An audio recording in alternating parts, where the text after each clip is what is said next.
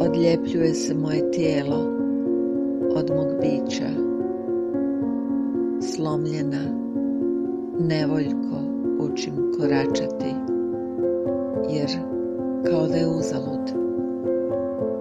Odavno sam otišla od sebe, više se ne pamtim. Ja sam zaporka, trezor bez svog ključa, možda opustošen. Nema načina da saznam se, nađem sebe izvana ni iznutra.